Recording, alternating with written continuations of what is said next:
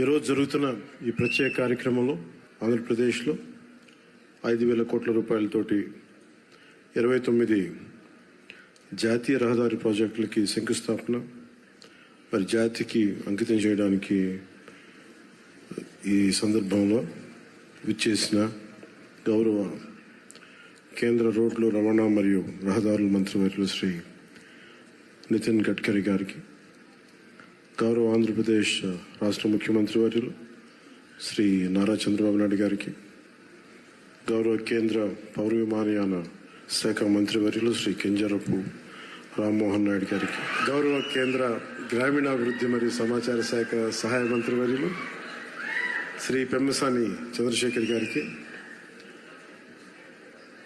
గౌరవ కేంద్ర భారీ పరిశ్రమల మరియు ఉక్కు శాఖ సహాయ మంత్రివర్యులు శ్రీ భూపతిరాజు శ్రీనివాసవరం గారికి, గౌరవ ఆంధ్రప్రదేశ్ రాష్ట్ర రహదారుల భవనాలు మరియు మౌలిక వస్తువుల పెట్టుబడుల శాఖ మంత్రివర్యులు శ్రీ బీసీ జనార్దన్ రెడ్డి గారికి, ఆరోగ్య వైద్య శాఖ మంత్రి శ్రీ సత్యకుమార్ యాదవ్ గారికి,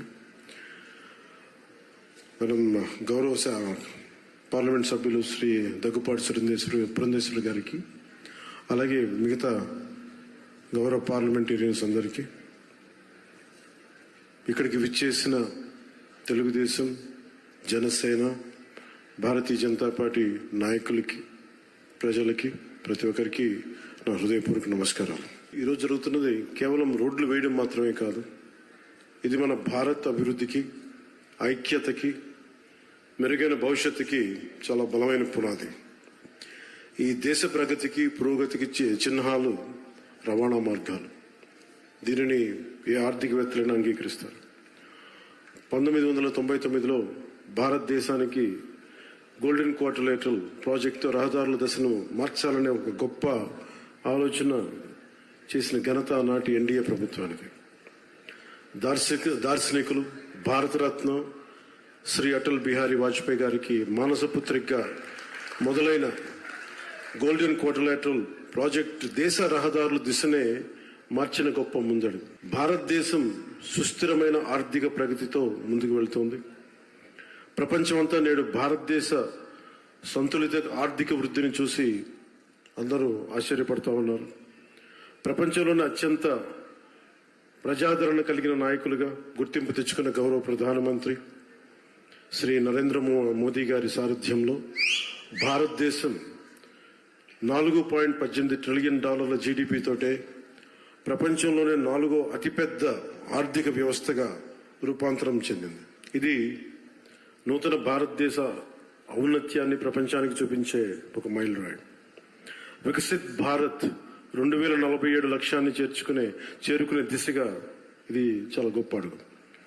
ఈ ఎదుగుదలకి అసలైన బలం మౌలిక వసతుల రంగం, ముఖ్యంగా రోడ్లు, హైవేలు.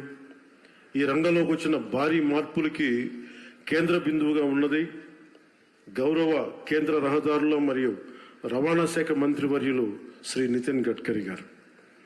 ఆయనకున్న దూరదృష్టి, పట్టుదల, పనితీరులోని ఖచ్చితత్వం ఆయనని ఎంతో ప్రత్యేకంగా నిలిపాడు.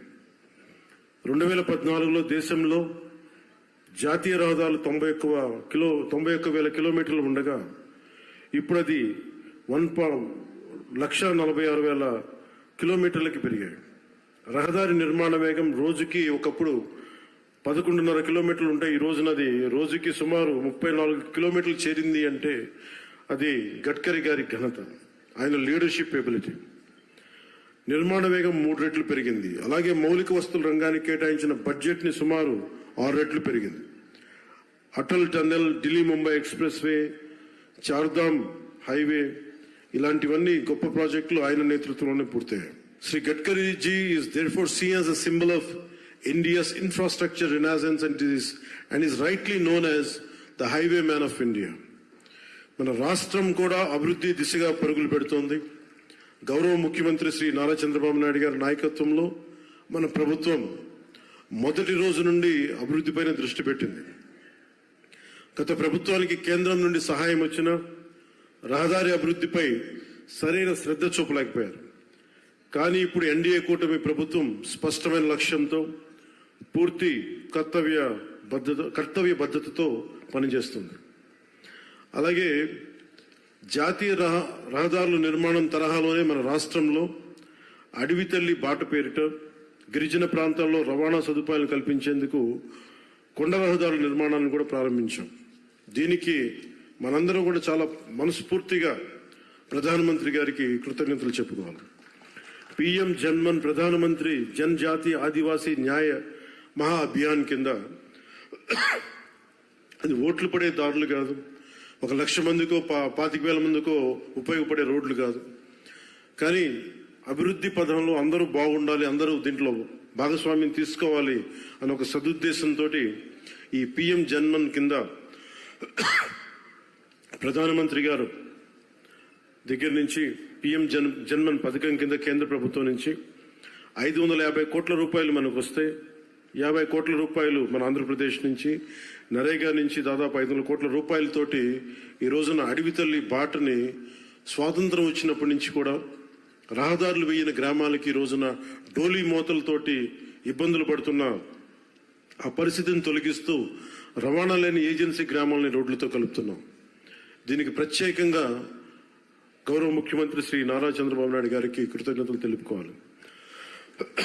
వారికి ఒకటే తెలియజేశాను, ఈ డోలీ మోతలు చాలా ఇబ్బందులు ఉన్నాయి సార్.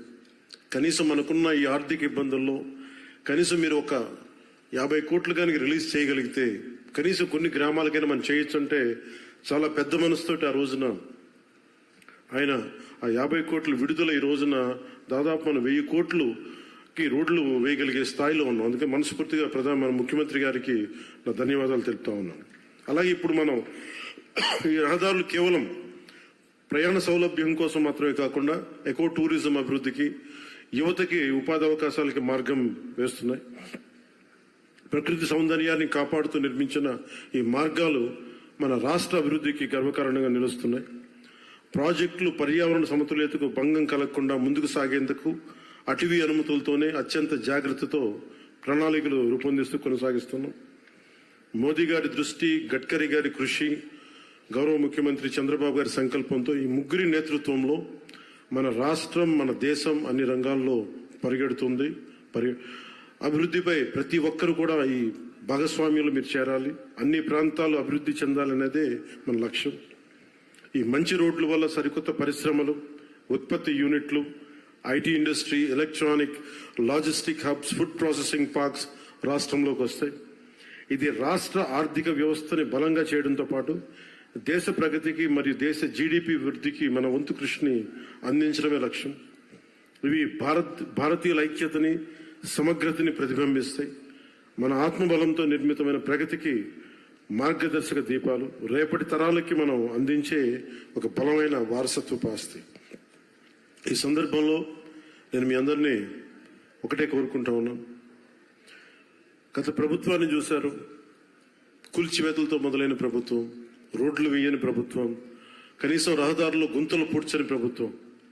కానీ ఈ రోజున మన ఇన్ని ప్రతి ఊర్లో కూడా ఊరికి మధ్య గుంతలు పూడ్చడంతో పాటు రహదారులు నిర్మిస్తా ఉన్నాం. హైవేలు ఈ రోజున గడ్కరీ గారి ఆశీస్సులతో మనం ప్రారంభిస్తా ఉన్నాం. వీటన్నిటికి కూడా మనకు కావాల్సింది కనీసం ఒక 15 సంవత్సరాలు ఈ కూటమి చాలా బలంగా ఉండాలి. వాళ్ళు ఎన్నో రకాలుగా ఈ కూటమి ఐక్యతని దెబ్బతీయడానికి ప్రయత్నం చేస్తూ ఉంటారు. వీటన్నిటిని మనం కొంచెం జాగ్రత్తగా ఉండాలి, ఎరుగుతూ ఉండాలి. నేను ప్రత్యేకించి ఈ కూటమికి నేను ముందుండి కృషి చేయడానికి కారణం ఒకటి 5 కోట్ల మంది మన ఆంధ్రప్రదేశ్ ప్రజలు దేశ అభివృద్ధిలో చాలా బలమైన భాగస్వామ్యం వహించాలి. ఆంధ్రప్రదేశ్ ఖ్యాతి మొత్తం తెలియాలి. మన వెనకబడ్డతనానికి తిరిగి దాటుకుని అభివృద్ధి పదంలో పరిగెట్టాలని ఒక్క సదుద్దేశంతో నేను చేసిన ఈ ప్రయత్నం ఈరోజు సఫలమై ఈ రోజున ఇంత పెట్టుబడులు వస్తున్నాయి. ఎందుకంటే ఒక బలమైన నాయకులు కావాలి, చంద్రబాబు గారి నాయకులు కావాలి. దేశం మొత్తం ఒకటే తాటిపై నడిపించే బలమైన నాయకులు శ్రీ మోదీ గారు. వీరందరి ఆశీస్సులు ఉన్నాయి, వీరందరి కృషి ఉంది. దాంతోపాటు జనసేన నాయకులకు కానీ, తెలుగుదేశం నాయకులకి కానీ, భారతీయ జనతా పార్టీ నాయకులకి, కార్యకర్తలకి, ప్రతి ఒక్కరికి పేరు పేరున చిన్న చిన్న పొరపచ్చాలు ఏమున్నా కానీ వాటిని మీ స్థాయిలోనే సరిదిద్దుకొని నేను ముందుకెళ్ళాలి, కూటమిని బలోపేతం చేయమని మనస్ఫూర్తిగా నేను కోరుకుంటా ఉన్నాను. అందుకని మనస్ఫూర్తిగా మరోమారు ధన్యవాదాలు తెలియజేసుకుంటూ ఆంధ్ర అభివృద్ధి పదంలో రాకెట్ స్పీడ్తో వెళ్లాలని మనస్ఫూర్తిగా కోరుకుంటూ ఇక్కడికి వచ్చిన మీ అందరికీ ప్రత్యేక ధన్యవాదాలు తెలుపుకుంటూ గడ్కరీ గారికి మరోమారు మనపూర్వక ధన్యవాదాలు తెలుపుకుంటూ సెలవు తీసుకున్నాం. జై భారత్, జై హింద్.